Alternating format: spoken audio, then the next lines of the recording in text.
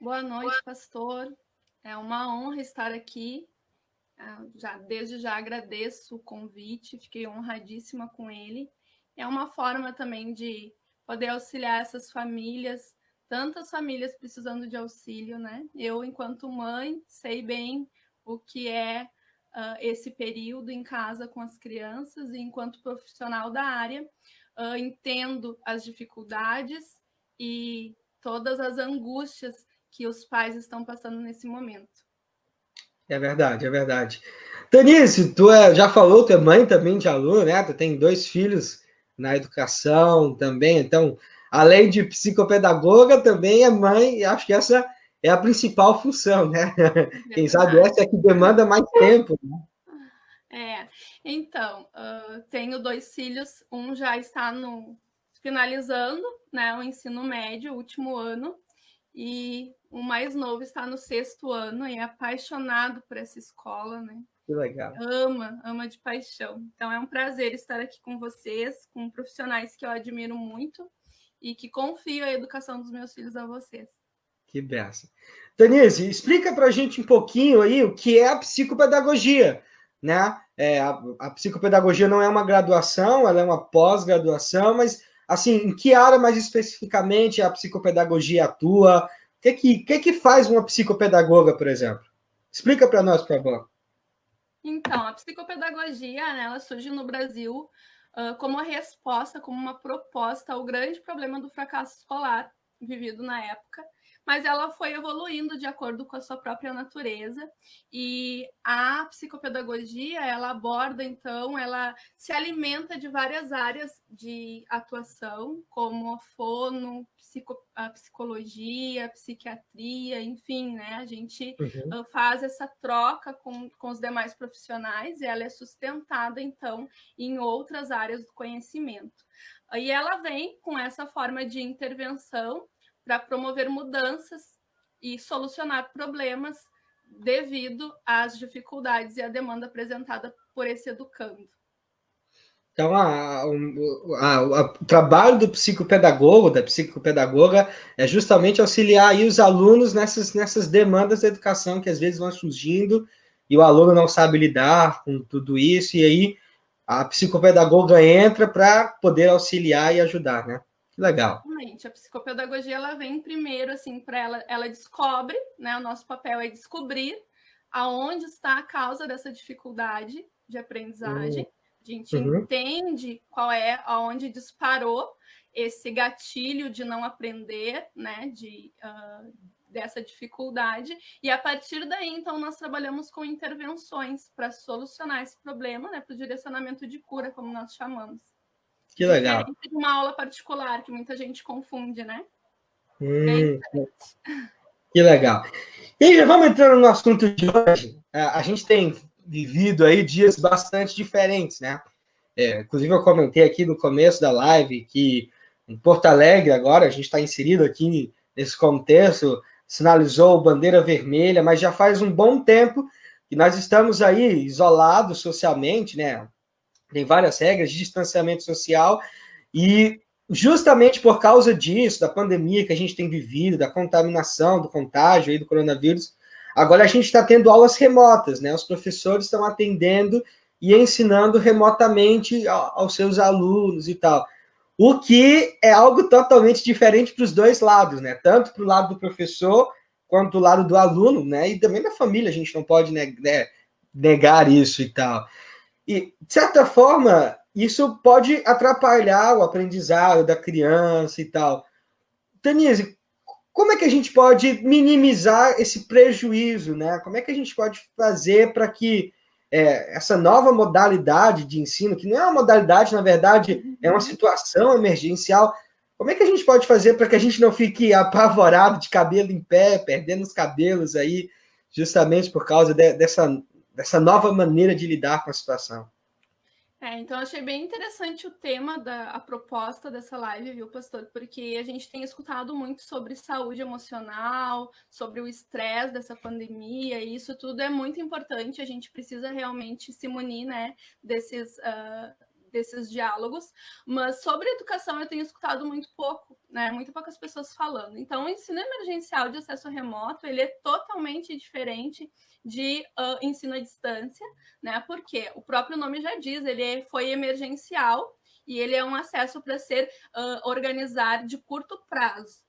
Diferente do ensino à distância, que ele foi pensado, foi planejado, tem uma metodologia toda específica para o ensino à distância e que ele já é tão comum, principalmente nos cursos de pós-graduação, né? E a própria graduação já tem vários cursos com essa modalidade, né? Uma metodologia bem diferente. A pandemia pegou todo mundo de surpresa, né? Então, de fato, ela pegou de surpresa tanto os educadores, quanto os educandos, quanto os diretores, enfim, todos os setores foram pegos de surpresa por essa pandemia. Então, se a gente pensar na educação, em primeiro lugar, o que é educação, né? O MEC define uma educação formal como ensino fundamental, ensino infantil, educação infantil, ensino fundamental, ensino médio, superior, e pós, né, a nível de pós-graduações. Então, a Constituição, ela fala que a educação ela é um direito social, e a gente precisa pensar e dialogar que direito é esse? É um direito do cidadão, então, se ele é um direito do cidadão, logo, ele é um dever, e ele é um dever do Estado. Né? O artigo 6 da legislação também afirma que é dever da família essa educação. E a família, essa instituição que nós conhecemos, tão fragilizada nesse momento, né, e que já tem tantas incumbências sociais, ela agora tem que dar conta de mais uma, né, de dar conta também dessa educação formal que antes não era atribuída a ela. Então, isso com certeza vai gerar muitas angústias e muito desespero dos pais, porque eu tenho escutado muitas pessoas falando sobre os professores e alguns recados que eu tenho ouvido, assim, muitos diálogos, é que os professores estão dando aulas de má qualidade. Então, hoje eu gostaria de falar um pouquinho sobre isso, no sentido de que as pessoas têm falado aí que a gente está vivendo uma tempestade e que está todo mundo no mesmo barco. É uma verdade, nós estamos em meio de uma tempestade, né, quase no olho do furacão, mas nós não estamos no mesmo barco, né, pastor? Tem pessoas que estão em barcos, outros em iates, outros em navios, outros em jangadinhas, então, mas nós estamos passando por essa dificuldade. Então, o que eu gostaria de deixar, assim, hoje, para que a gente possa refletir um pouco, é sobre a empatia, de poder se colocar um pouquinho no lugar desse outro, né? Desse sujeito, tanto quanto o professor, quanto o próprio aluno, quanto o pai que está em casa. Então, hoje, se nós pensarmos nos professores que caíram de paraquedas em aulas remotas, nós não fomos preparados, né? Eu tenho alguns cursos de pós-graduação e nem na minha graduação eu tive algum preparo sobre aula remota ou sobre aula à distância. Não foi meu preparo. E isso inclui os meus colegas, né? Todos os professores hoje da rede adventista. Acredito que a maioria não tenha tido nenhuma preparação para isso. Então, nós estamos fazendo melhor. Hoje a gente se depara com professores que viraram youtubers, né? Que estão tentando editar vídeo, que estão tentando deixar esse vídeo mais animado, colocar figurinha, enfim. Estão fazendo aulas para que possam dar conta disso. E a família, por outro lado, entende também que a escola deveria, né, dar um suporte melhor, mas é isso que eu quero trazer hoje, né? Esse olhar de empatia. Puxa, ninguém foi preparado para isso. Aí, se a gente pega um professor, por exemplo, que está em casa com seus filhos, né? É um filho pequeno chorando, é a tarefa de casa para fazer, é a videoaula, é uma mãe ligando que não conseguiu acessar a plataforma. Então, assim, são muitas demandas para que possa se organizar, né? E a minha pergunta também fica assim: quem está ouvindo esses professores, quem está ouvindo essa equipe diretiva, quem está dando apoio? Eu sei, né, enquanto escola da Adventista, que vocês estão dando apoio aos pais, aqueles que procuram, aqueles vocês sempre se colocam aberto para esse diálogo. A própria live que está sendo feita é com esse intuito, né, de amenizar um pouquinho e tirar um pouco das dúvidas desses pais. Então, assim, o que nós podemos fazer para não enlouquecer, né? Para a gente poder dar conta disso. Acho que é organizar um pouco da rotina dessas crianças, das nossas próprias rotinas, e não esquecer que a gente está lidando com vidas, né? Que do outro lado da tela tem uma vida, mesmo que seja por esse acesso remoto. Então, a gente precisa entender que a gente está lidando com pessoas e que a gente tem que ter essa empatia de poder se colocar no lugar do outro. Talvez isso vá nos ajudar a amenizar um pouquinho, né, toda essa angústia e essa dor que a gente está vivendo nesse momento. E aí, Tanise, tu entrou no assunto agora, assim, bem bacana, bem especial. O pai também está sofrendo com isso, né? Porque aí tu comentou, ele não estava adaptado agora a assistir aula com o filho, a ensinar algumas coisas a mais para o filho e tal, acompanhar as atividades escolares. E aí tu falou uma coisa interessante. A criança precisa de rotina. Porque lá no colégio, ela tinha rotina. Vamos supor, o filho acordava às 6 horas da manhã, porque 7h15 começava a aula, ele acabava às 11h40, ia para casa, à tarde ele fazia as atividades que os professores haviam passado, revisavam o conteúdo. Então, a criança, o adolescente, ele tinha uma rotina. Agora, em casa, se o pai não ajudar, se o pai... A gente sabe que tem alguns aí que a gente precisa puxar um pouco as orelhas. Se o pai não acompanhar, o adolescente, principalmente, ali, relaxa, né? Qual a importância da rotina para a criança? Ela realmente é muito importante? A rotina é muito importante, né? A psicopedagogia trabalha com rotina o tempo inteiro e muitas das vezes as crianças que chegam no consultório para atendimento, essa criança ela vem com várias dificuldades no aprendizado, com várias demandas, mas quando nós organizamos a rotina junto com a família, os problemas são solucionados. Então, assim, a psicopedagogia não trabalha sozinha, óbvio, tem que ter essa parceria da família e escola, a família tem que pegar junto, mas a rotina ela é essencial, porque a rotina ela é um guia, ela traz um norte e ela traz uma segurança para essa criança. Então, a gente precisa de rotina, estabelecer a rotina traz esse viés para a criança de segurança. Então, você pai, você mãe que está escutando, a rotina ela é essencial. Manter a rotina da hora de dormir, da hora de acordar, a rotina dos estudos, principalmente, né, a educação adventista que está com aulas remotas, que tem ali o acesso ao e-class. Então, manter essa rotina, a gente sabe que é difícil.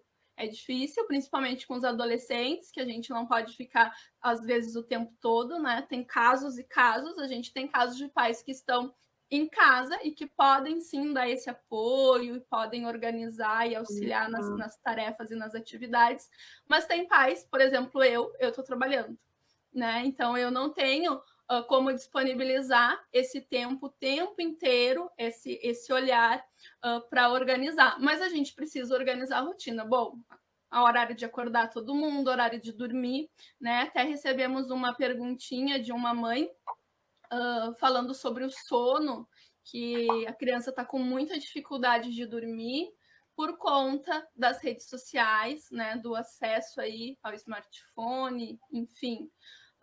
Nós precisamos entender que Deus nos deu autoridade como pais.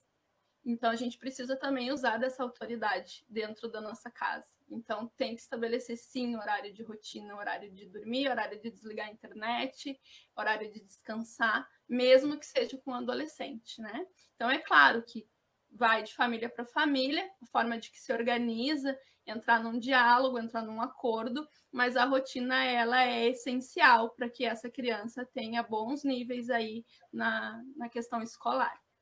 Denise, como é que a gente pode... Eu sei que quem sabe isso no consultório lá, né, com a psicopedagoga, com a família, quem sabe isso demora um pouquinho mais para ser conversado, mas, sim, tenta explicar para a gente como é que a gente pode construir uma rotina que não fique muito pesada para o aluno, né, para a criança, também não fique muito pesada para o pai, mas que seja o essencial para que o nível de aprendizado ali não se perca. Como é que o pai pode organizar uma rotina assim para o aluno, para o filho, no caso?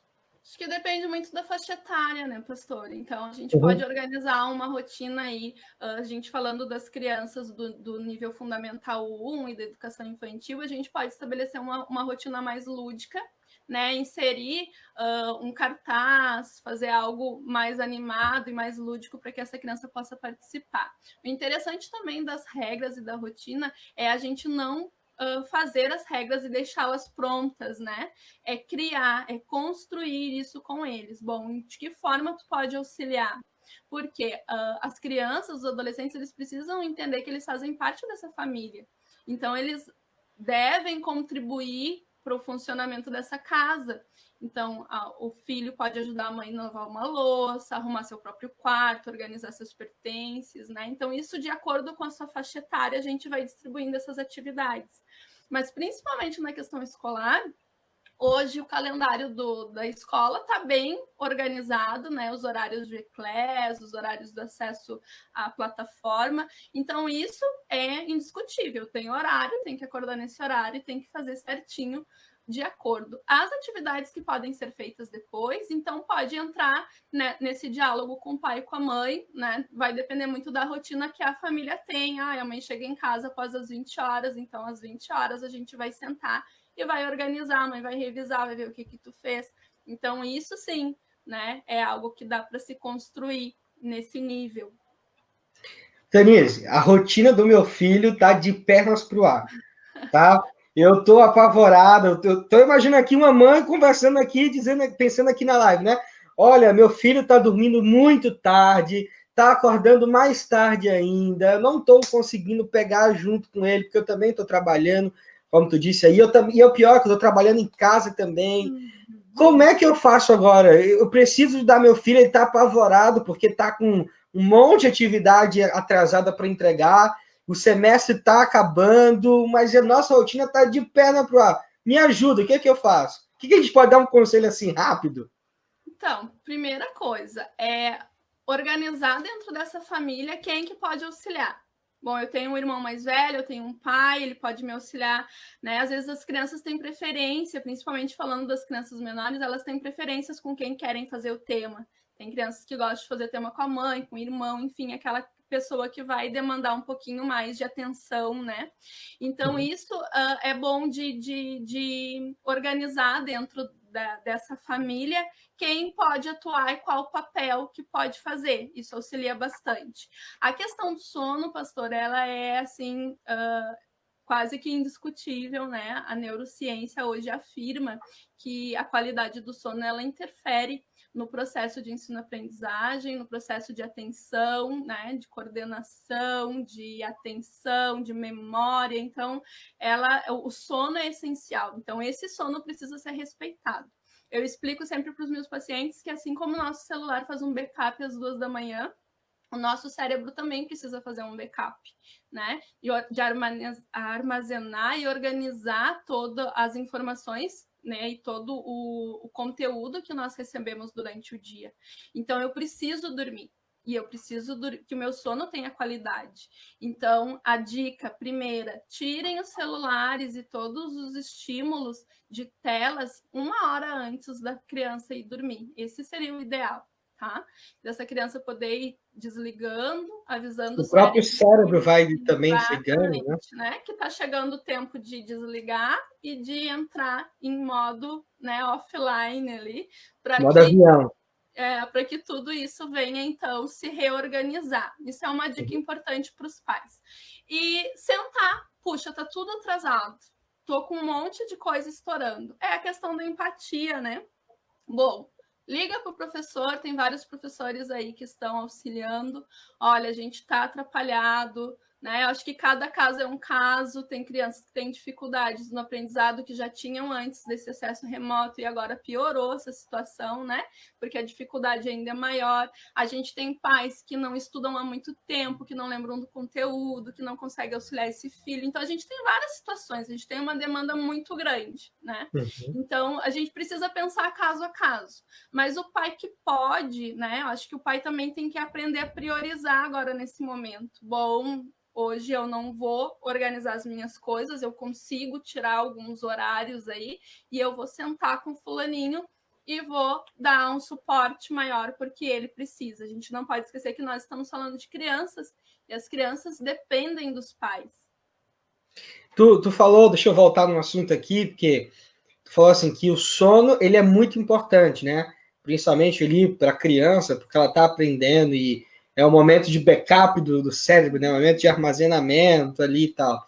Eu sei que cada faixa etária ela tem um horário específico, assim, né? Ou melhor, uma quantidade de horas para descanso e tal, mas como é que a gente pode organizar isso, a questão do sono? É realmente preciso dormir mais cedo ou não? Como é essa questão aí do sono das crianças e dos adolescentes? A gente tem, deixa eu só abrir um parênteses aqui, né? A gente tem muito pai de adolescente aqui, eu tô vendo aqui o pessoal comentando na live, gente com filho na 7ª série, no 8º ano, 9º ano. Então, como é que a gente pode organizar, então, o sono do meu filho, no caso? A dica é essa. As crianças também aprendem, pastor, pelo exemplo, né? Elas aprendem aquilo que elas conseguem observar, aquilo que elas veem. Então, a família precisa auxiliar nesse processo. Não adianta nada eu mandar a criança 9, 10 horas da noite se eu fico até as 3 da manhã acordada, mexendo, né? Vendo filme, enfim. Né? Então, claro que depende muito da rotina que cada um está inserido, né, da realidade que cada família está, mas a família precisa dar esse suporte. Bom, agora a gente vai precisar dormir mais cedo, a gente vai fazer um esforço para que todo mundo entre nessa rotina, isso é importante.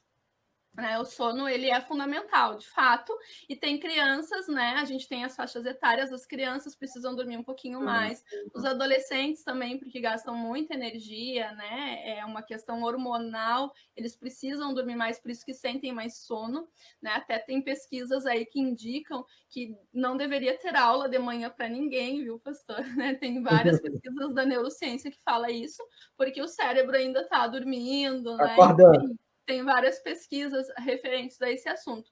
Mas o interessante é tentar colocar o mais cedo possível, né, nesse modo avião aí, para que as coisas se reorganizem e que a criança tenha mais disposição a acordar, né? Esse é o principal o funcionamento do sono, né? Falar uma coisa interessante aí. O adolescente, então, ele também ele dorme um pouco mais, ele sente um pouco mais de sonolência por motivos hormonais, então. Exatamente, por motivos hormonais.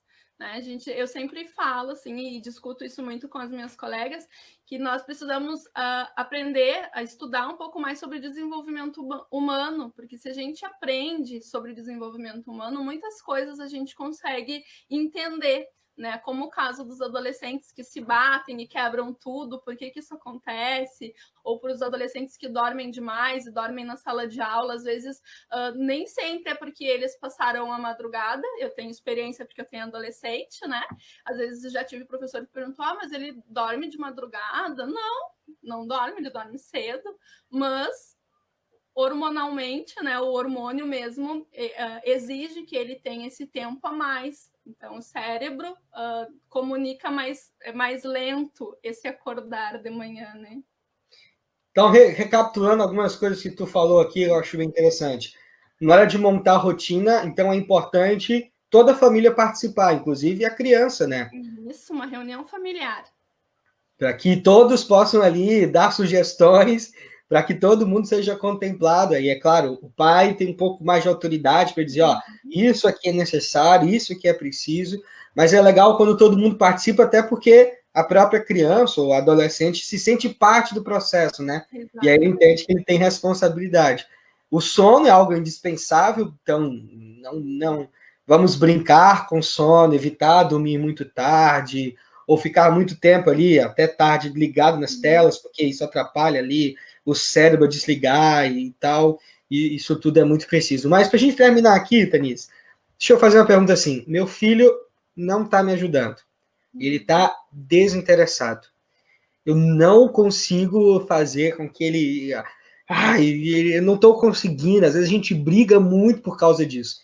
Eu sei que tu já comentou aqui que vai muito de caso para caso, porque às vezes aí a psicopedagogia entra justamente nisso, né? Para tentar descobrir qual é a raiz do problema, por que é desinteresse, ou por que está tendo aquela dificuldade. Mas agora eu preciso tentar ajudar meu filho a se interessar, preciso ajudar meu filho a fazer as atividades, porque o semestre está acabando. Que dica aí, que conselho você pode dar a esse pai que está preocupado porque o filho não está muito interessado?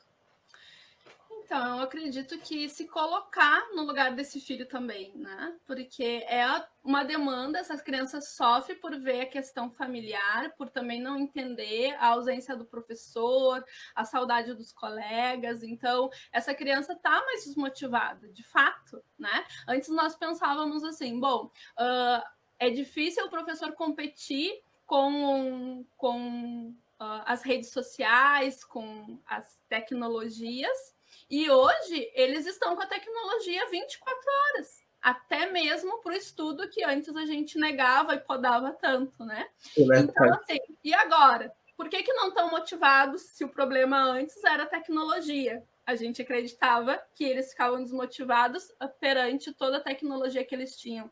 E agora que tem a tecnologia, por que eles não estão estudando e tirando 10, né? Então, a gente percebe que essas relações, o ser humano, né, pastor, nós fomos criados seres sociais, nós fomos criados para socializar, para fazer trocas. Então, essas crianças também têm angústias, geram ansiedade, e muitas vezes os pais não conversam em casa, não falam o que está de fato acontecendo. Então, explicar para a criança de forma que ela compreenda o que está acontecendo, por que a gente está, né, nesse nível e o que a gente precisa fazer para que a sociedade melhore. Enfim, a gente tem que ver a luz no fim do túnel, né? E a tempestade vai passar, ela vai passar. Está durando mais do que nós gostaríamos, mas ela vai passar. Então, acho que aquietar essa criança, esse adolescente, e se colocar na brecha para ajudar. Né? Então, olha, eu vou te ajudar, eu vou sentar contigo. Se eu não consigo, ou se essa criança tem uma dificuldade maior, às vezes a gente precisa de um auxílio de um profissional da área que possa auxiliar. E muitas vezes essas famílias já tinham orientação antes da pandemia para buscar auxílio profissional e não foram. Então, agora, claro que o caldo entornou, como a gente fala, né? Mas isso é essa questão de poder conversar, auxiliar esse filho, se colocar à disposição dele também, para sentar, olha, não vou brigar, é sem briga, é sem estresse, tentar se acalmar para mostrar para essa criança que também tem solução. E aí entra aquilo que tu falou até no começo aqui da live, né? A questão da empatia, não só com o professor, mas até com o próprio filho, né? E que o diálogo é muito importante nesse momento, porque a gente também não está entendendo muito o que está passando na cabeça dele. Para os adolescentes aí já é uma fase totalmente diferente, já é uma fase assim complicada, a gente sabe, todos nós já passamos pela adolescência, e a gente tinha os nossos conflitos com os nossos pais, a gente tinha os desinteresses escolares, mas eu acho que o diálogo ele é muito importante nesse momento, né? Ouvir também o aluno, no caso a criança, o adolescente, e tentar na conversa, no diálogo, solucionar o problema, quem sabe entrando em um acordo ali com ele para que a gente consiga superar, como tu disse, porque a gente sabe que vai passar em nome de Jesus. Tudo isso vai passar, né? O que a gente pode perceber também, pastor, é que essa pandemia ela está trazendo um novo olhar. Eu costumo olhar o lado bom mesmo do que é ruim, né? Então, o que trouxe de bom, né? Muitas famílias não tinham essa convivência, talvez por isso esse grande embate, esse grande choque. Mas essas famílias hoje têm, elas acordam com os filhos, elas podem almoçar com os filhos, jantar, coisas que antes da pandemia isso era impossível. Nós sabemos que a gente está sendo obrigados a ter esse tempo e que muitas famílias estão passando aí por necessidades, inclusive financeiras, e nós compreendemos isso, mas você tem o que é mais precioso na sua casa, que são os seus filhos, né? Então, olhar e aproveitar esse momento para criar aí boas, né, e maravilhosas memórias afetivas nas crianças, fazer coisas que antes você não tinha tempo, sentar para ver um filme, né? Dá para quebrar a rotina no meio desse dia e tirar uns minutinhos para o lazer, para sentar e ver um filme com a criança, comer uma pipoca, né? Fazer qualquer coisa diferente que antes a gente não podia. E aí eu acho que tu tem um pouco mais de propriedade para falar isso para gente, mas a gente sempre ouve dizer que às vezes algumas rebeldias infantis, rebeldias adolescentes, é justamente pela falta desse relacionamento familiar, né? Às vezes o desejo de atenção, o desejo de carinho, e aí agora a gente pode solucionar isso porque a gente está tendo a oportunidade nas mãos, né? De almoçar junto, de tomar café junto, de quem sabe, como tu disse, quebrar um pouco a rotina para passar o tempo com o filho. Esse tempo em família, ele é muito importante, né? Importantíssimo, né? Eu sempre questiono os pais quando chegam no meu consultório, né? Eu vou fazer essa pergunta diretamente para ti. Por exemplo, tu lembra a marca do tênis que tu usava na sua infância, pastor? Eu lembro umas duas só, assim, quando eu tinha lá. Mas se eu te perguntar quais são as memórias que a sua memória guarda com todo o amor, as 7 chaves aí no seu coração e na sua memória, elas têm a ver com a marca da roupa que o senhor usava, do tênis, do restaurante que o senhor comia, da marca da comida? Não, Não, pior não. que não. Então, na verdade, as memórias afetivas, elas vão muito além disso. E às vezes os pais trabalham tanto, buscam tanto dar para o seu filho o melhor, eles querem dar o melhor, eu quero dar o que eu não tive.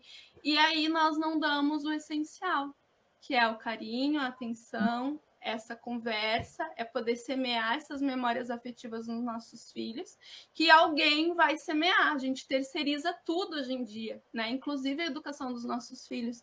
E essas memórias também são terceirizadas. Então, assim, é um prejuízo muito grande. E eu acredito que hoje, nesse tempo de pandemia, a gente tem essa oportunidade de poder semear no coração e na mente dos nossos filhos boas memórias, né? Eu Então, lembro, eu lembro, Tanis, que eu li um artigo, não faz muito tempo, que dizia assim, era um artigo da neurociência e tal, eu também gosto um pouco muito da área, e aí o artigo dizia assim que a negligência dos pais ativam as mesmas áreas cerebrais de uma criança quando ela apanha, quando ela leva uma surra, quando ela leva, né, ali, quando ela é espancada, vamos assim dizer. Então, aí a conclusão do artigo era mais ou menos assim, que a violência física e a violência emocional, né, ou a negligência emocional, provoca no cérebro da criança as mesmas reações. Então, às vezes bater, ou melhor, às vezes não bater, não quer dizer que a criança não vai sofrer. Às vezes a negligência também atrapalha a criança, né? porque a negligência ela entra no campo aí de rejeição de uma certa forma, né? Porque quando um pai não é negligente, ele não cuida desse filho, a criança não consegue compreender. Então passa na cabeça dela várias coisas, né? Meu pai não me dá atenção, ele entende porque o pai repetidamente fala, né? Eu tô trabalhando, eu tô te dando as coisas, tu tem do melhor. Normalmente é isso que chega para nós, né, no consultório. Mas é isso que eu digo para os pais. Eu acho que é um tempo de se reinventar, de avaliar, de reavaliar essa conduta. Né? Acho que é um tempo para essa família, para as famílias no geral, se posicionarem, se organizarem. Eu acho que é um tempo que Deus está proporcionando assim, para que a gente possa ver o que é essencial, o que é realmente de fato é importante. Né? A educação é importante, a escola tudo é importante, está tudo dentro de um grande conjunto, mas tem coisas que valem muito mais nesse momento. E aí, para isso, tentar. E aí a gente vai ver o reflexo desse tempo com o filho, com a família, também no ensino dele, né? A gente vai ver esse reflexo desse laço familiar na aprendizado do aluno lá na escola. Por isso que eu acho que você tocou nesse assunto, porque realmente é muito importante também incluir aí na rotina esse tempo em família, né? Com certeza. E hoje, sim, a psicopedagogia mesmo, os casos que chegam para a gente, que são fundos orgânicos, ele é a minoria dentro do consultório. Né? A grande maioria de dificuldade que essa criança apresenta está relacionada ao convívio familiar, né? As questões emocionais. Então, é importantíssimo esse tempo que os pais estão tendo com seus filhos. né, de poder ouvir. Eu lembro de um pai que eu atendi o filho um único atendimento e o pai me ligou, né? Ai, preciso muito falar contigo. E aí eu até abri, assim, uma exceção na agenda para atender, porque eu achei ele com uma fala tão angustiada. E ele chegou e disse assim, eu não sei o que tu fez com meu filho, mas ele mudou. Eu quero saber o que tu fez, porque ele é outra criança depois de um atendimento, né? É quase um milagre, ele disse. Eu falei, não, não é nenhum milagre. É que durante 1 hora eu ouvi teu filho. Eu brinquei com ele, eu joguei com ele, eu perguntei como ele estava, eu dei o meu ouvido, emprestei o meu ouvido, essa escuta psicopedagógica tão importante. E é o que falta nas casas, nos lares, né? Esse ouvir. É claro que a gente sabe que há inúmeras situações e que tem crianças que têm dificuldades, têm depressão, enfim, né? Tem outros conjuntos que às vezes os pais não conseguem lidar sozinho mesmo e precisa de ajuda profissional, como no caso dessa mãe que mandou antes o recado do sono, né? Talvez essa criança esteja apresentando outros fatores que precisa aí de um olhar profissional para auxiliar, talvez um neuro, enfim, né? Alguém que possa dar um ajuste maior, não só a rotina, mas normalmente a rotina ela organiza muitas dessas questões. Tanise, muito obrigado pela tua participação, pela tua disponibilidade hoje em estar aqui com a gente. Estou vendo aqui nos comentários na nossa live do Face e tem muita gente realmente agradecendo, dizendo assim, olha, esse assunto é muito importante para o momento que nós estamos passando. A Eliette diz assim, esse tempo de qualidade com a família, esse tempo com a família deve ser de qualidade. Gente dizendo assim, live de altíssima qualidade. Então, a gente tem realmente visto aqui muitas pessoas agradecendo e entendendo que estabelecer rotinas de momento para acompanhar as atividades nas plataformas, um momento ali para assistir as aulas na Zoom ou no Eclass, momentos também para poder dormir dentro do horário, ter uma qualidade de sono e momentos com a família é muito importante. Denise, muito obrigado, porque, olha, tenho certeza que essas foram dicas, assim, muito valiosas.